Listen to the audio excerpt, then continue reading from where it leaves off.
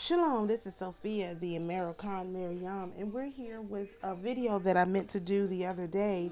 As you can see, this is from August 12th, which is about 2 days ago. This is from World News Report Today. I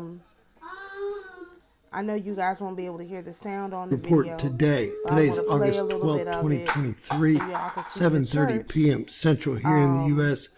God bless you and yours, no matter where you are in the world.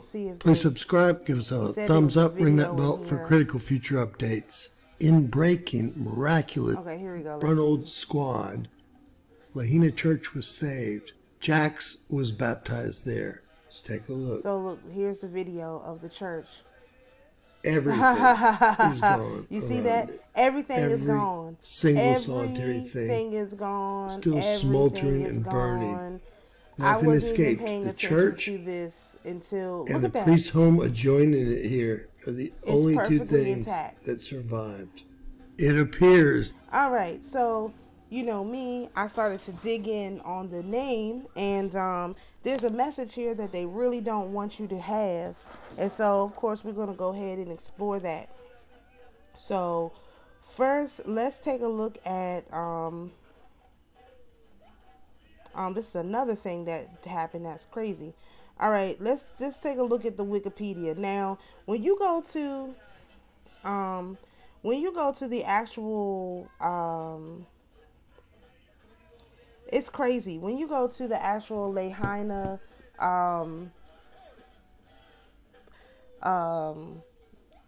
city website, this church is not mentioned on there. I mean, the Lahaina, the actual city Wikipedia, the church is not mentioned on there at all, whatsoever. I only figured out about the church because I specifically knew that this church was there. So here we are in the Lahaina Historic District, and I'm going to do another video on the original name of Lahaina, unless I can figure out how to open up the links. Anyway, so, okay, so first, let's talk about the church that didn't survive, because we're two churches, right? Let's look at this church. This is a church that did not survive. As you can see, this is the Waiola Church, and it was, literally, the cemetery is the final resting places for the early members of the royal family of the Kingdom of Hawaii. So this is the actual, real church, and the missionaries that landed there, this was the first church that they started, okay? So I'm not going to read all this about this church, but if you go to the Lahaina Historic District Wikipedia, you'll be able to take a look at it, because what we really want to get to is the church that did survive, as you saw in the video, completely intact. So this is the Maria Lanakila Catholic Church. It's a parish of the Roman Catholic Church of Hawaii in the U.S., located in Lahaina in the island of Maui. The church falls under the Diocese of Honolulu. The parish has a mission in Kapula under a title of the Sacred Hearts of Jesus and Mary.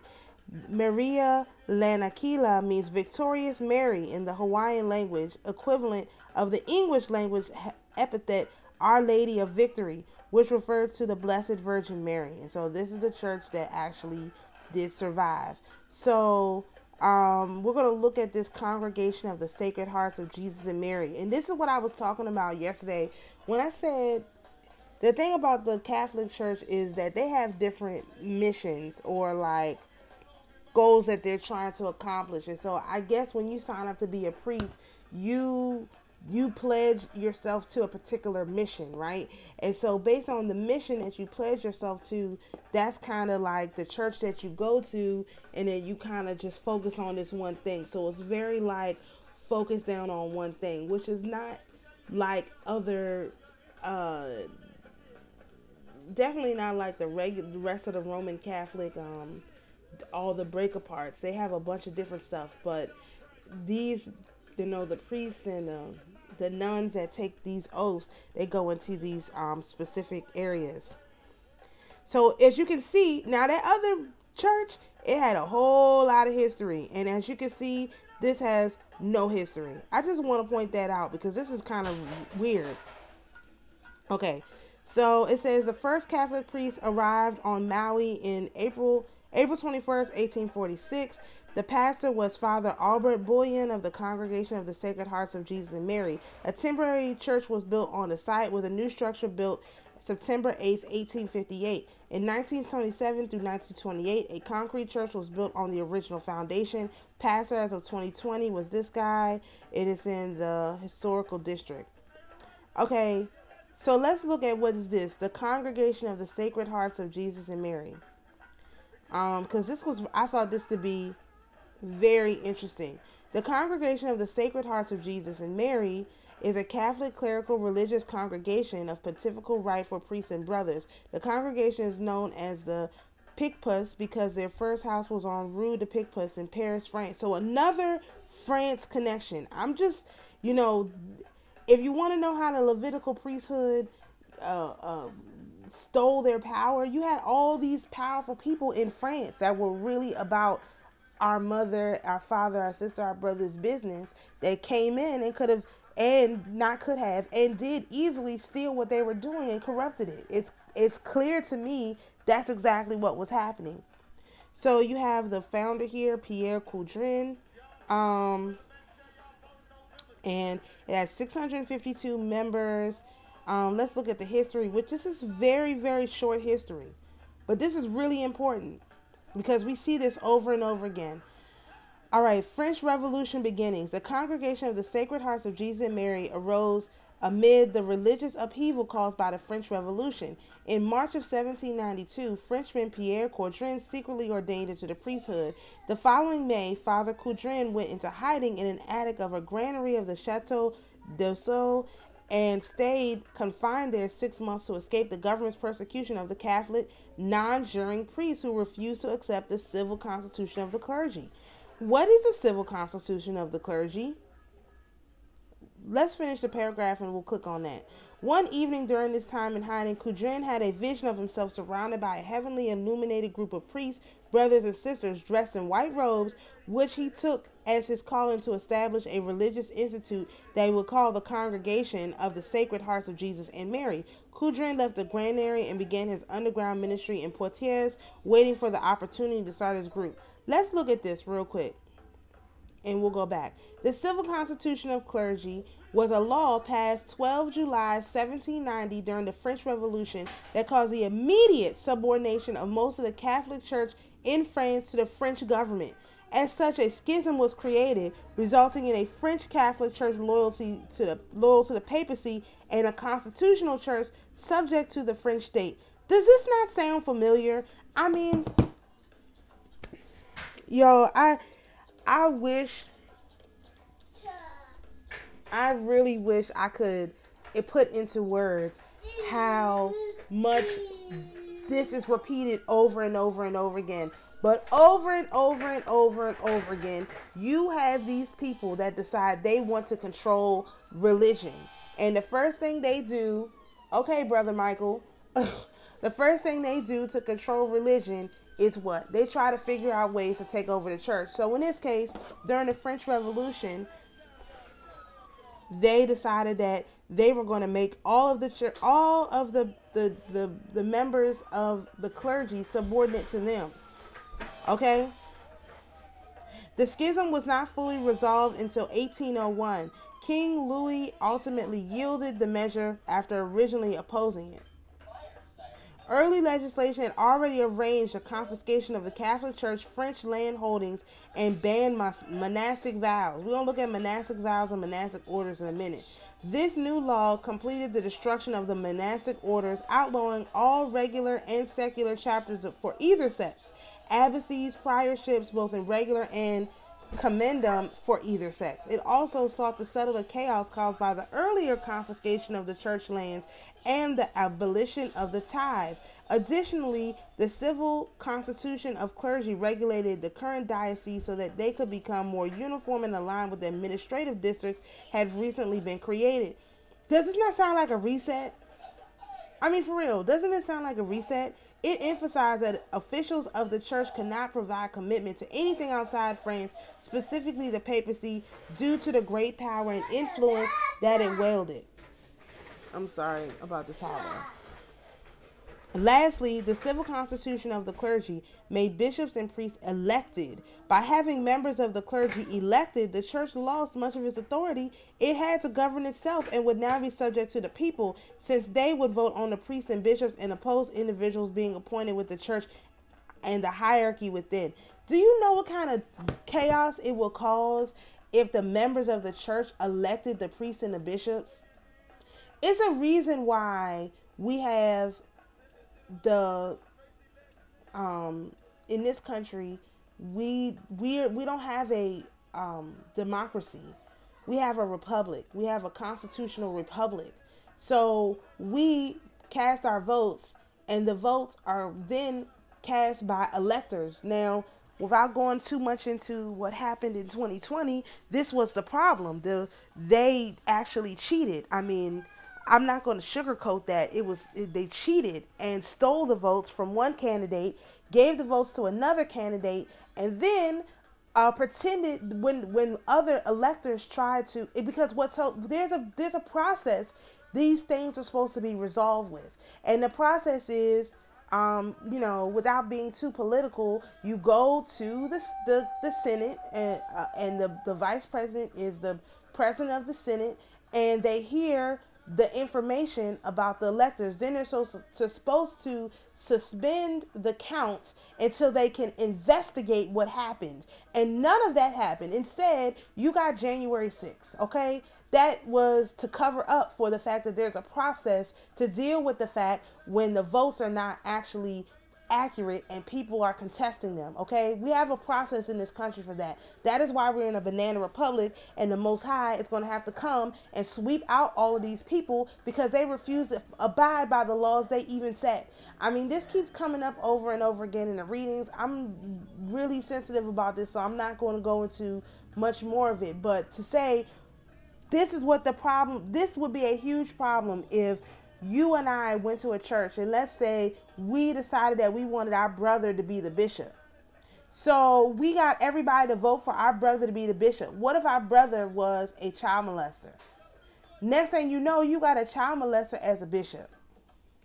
Do that sound like it's right? No. And that's the reason why there are these kind of checks and balances where the decisions are made by groups of people who are not supposed to be, quote unquote, influenced by the regular people and by the general public or by the government, which is completely not how they do it. But it is set up so that it's not supposed to be done this way. But they just ignore all of that. So let's talk about monastic orders. What does that mean? Okay. Monasticism or monkhood is a religious way of life in which one renounces worldly pursuits to devote oneself fully to spiritual work. Monastic life plays an important role in many Christian churches, especially the Catholic, Orthodox, and Anglican traditions, as well as other faiths such as Buddhism, Hinduism, and Jainism. Okay, so let me ask you a question. Why would the government be opposed to you dedicating your life to a religious belief? Why would the government be opposed to that? Why would the government be opposed to that? What would cause them to be opposed to that? Well, they would be opposed to it if for some reason it meant you did not serve them. Well, why would you serve the government? The government is not a religious institution. It is when it's controlled by the Leviathan. And so now you see what's going on here. The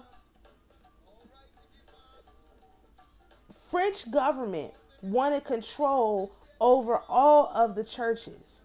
And so they told the priests that they could not devote themselves to religious operation, to spiritual work. They could only devote themselves to the church and the work of, the government and the work of the government. Okay? So let's go back. Let's go back. Because we want to read about this lady here. Okay, so now we're back here to the Sacred Heart of Sacred Hearts of Jesus and Mary. Okay. This is Henriette Aimer de Chevalerie. Well, I messed her name up. During his underground ministry in 1794, Cordrin met Henriette Aimer de Chevalerie. She had been imprisoned for hiding a priest. Upon her release, she told Cordrin of a vision she had while in prison, calling her to the service of God. Cordrin and Henriette Aimer de Chevalerie shared with each other their vision of creating a religious institute in the midst of danger for Roman Catholics in France, establishing the congregation. On Christmas Eve in 1800, despite knowing they could face the guillotine for their actions, Father Cordrin and Henriette Aimer de Chevalerie officially established Congregation of the Sacred Hearts of Jesus and Mary. In 1817, the congregation was formally approved by the Pope as a single institute composed of a male and female branch of religious and a lay branch. Original members of the Congregation of the Sacred Hearts of Jesus and Mary founded new schools for poor children, seminaries to help grow the priesthood of their institute, and parish missions throughout Europe. In 1825, the evangelization to the Sandwich Islands in the Pacific was entrusted by the Holy See to the Congregation of the Sacred Hearts, and the following year, the first band of missionaries of the Sacred Hearts left France. At the time Father Cordrin's death in 1837, the Congregation of the Sacred Hearts of Jesus and Mary had 276 priests and brothers and 1,125 sisters. Hold up! Look how many more women, nuns, sisters there were than priests. Okay?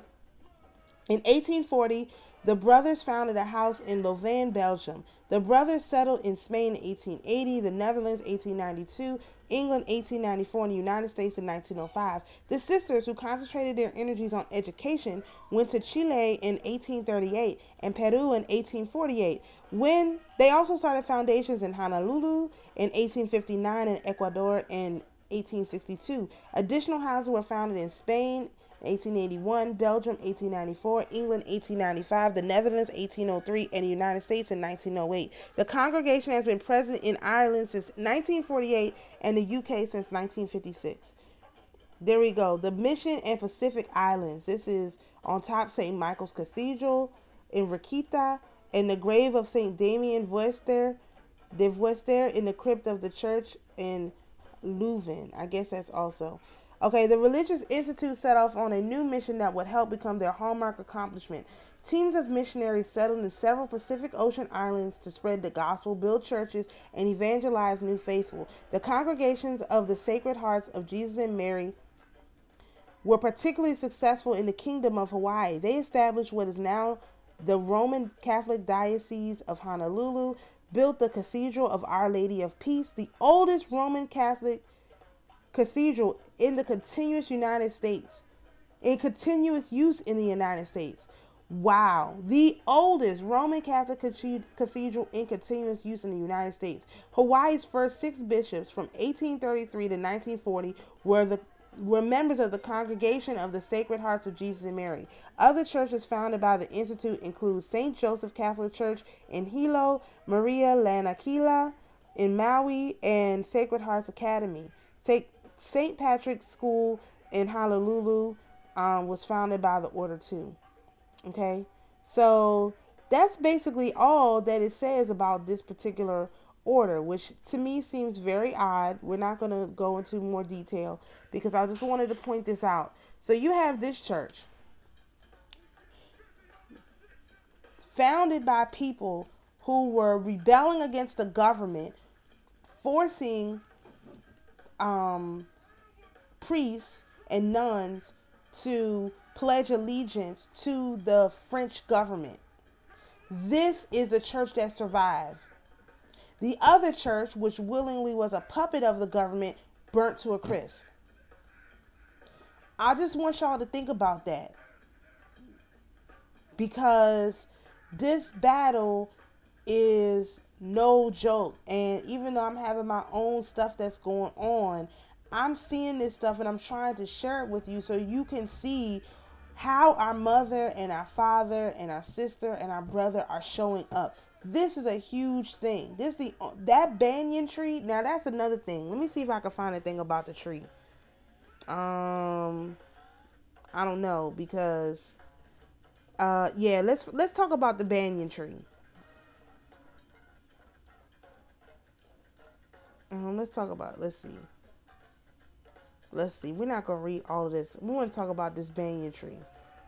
All right. So, a banyan tree was planted on the site of Kamehameha in the Great's first palace by William Owen Smith on April 24th, 1873, to commemorate the 50th anniversary of the arrival of Christian missionaries. Okay, let's look at the banyan tree. Now the banyan tree even has its own Wikipedia page. I just want to point that out because this is crazy. All right. The banyan tree in Lahaina in Maui, Hawaii, United States was planted on April 24th, 1873 in Lahaina to mark the 50th anniversary of the first American Protestant mission. Okay, see, this tree was representing that church that burnt down, not the Catholic Church. And it's really important to understand that there is a difference, a huge difference between Protestants, Roman Catholics, and Orthodox. Roman Catholic practicers and Orthodox is more closely related than Protestants. Okay, the banyan tree, known in Hawaii as Paniana, was located on the courthouse square, which was renamed Banyan Tree Park, covering 1.94 acres. Was not only the largest in the state but also in the United States. The tree was a gift from missionaries in India. A mere 8 feet when planted, it grew to a height of 60 feet. And rooted into 16 major trunks. Oh my goodness. Apart from the main trunk, with the canopy spread over an area of about 0.66 acres. In April of 2023, just this year, Lahaina held a birthday party to celebrate the banyan tree's planting 150 years ago. And it's now burnt down. Look, they're like, we're trying to see if it can be saved. It's burnt, okay? There's a reason why this thing was burnt. We're going to look at the guy, William Owen Smith. I don't know if we're going to read this. All right, let's look at this guy, William Owen Smith, and you'll see why this thing was burnt. Okay, William Owen Smith was a lawyer from a family of American missionaries, Protestant missionaries, who participated in the overthrow of the Kingdom of Hawaii. Whoa, whoa, whoa, whoa, whoa, whoa, whoa, whoa, whoa, whoa, whoa. Pause for the cause. You mean to tell me these people are celebrating a tree that was planted by the guy who overthrew the Kingdom of Hawaii? Now, how happy do you think Mary, the Sacred Hearts of Mary and Jesus, were about this overthrow attempt? Well, they did overthrow. Okay, he was the Attorney General for the entire duration of the Provisional Government of Hawaii and the Republic of Hawaii. This is ridiculous. He was in office from 1895 to 1899. Let's look at his politics.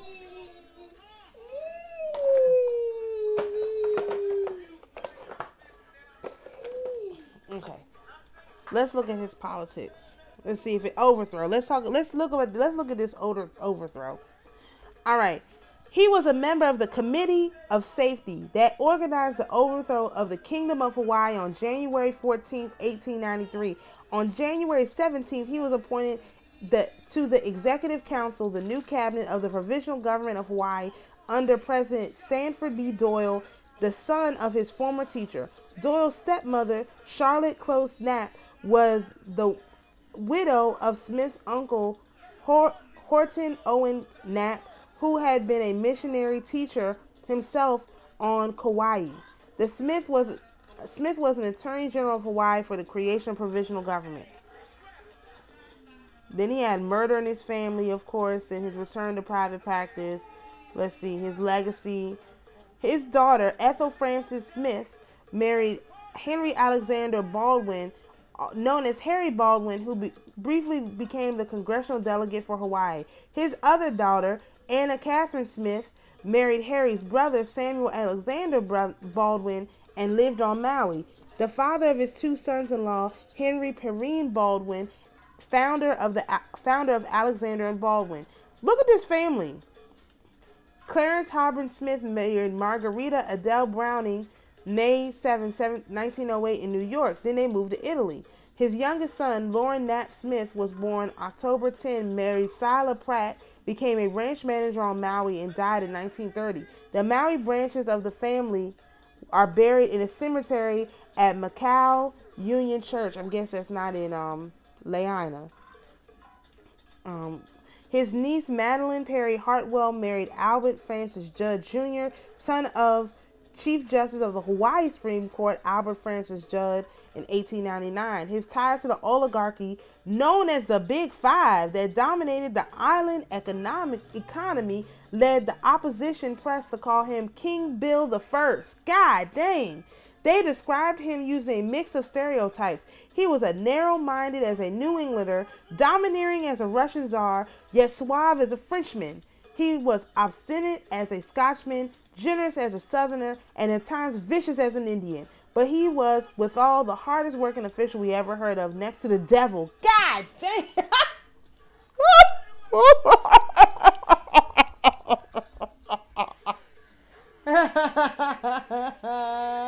The hardest working official next to the devil. Good God Almighty. That should tell you everything you need to know. Good. Somebody. The heart next to the devil. Wow. All right, so this tree burnt down. So his control over the island, his spiritual control over the island got burnt to a crisp. Burnt.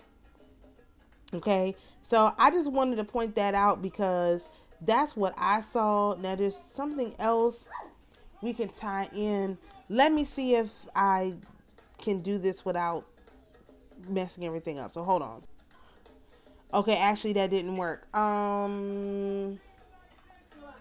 Okay, so I'm just gonna make a part 2 video and I will go over the rest of the information, but I wanted to bring this out to you all because this is really the mother showing up and protecting herself, where she has laid. It's not going to look how we think it's going to look. It's going to look however it needs to look. So you have to be open-minded to when you see certain things and you're like, well, why are we, I can understand that there's a lot of stuff wrong with the Catholic Church. Don't get me started because I have a lot of issues with the hierarchy, but when you look into the different orders, you got to understand they really was working with these different saints and these different deities, and these deities want to work with us. So we have to we don't have to do nothing. You can reject this altogether. More power to you.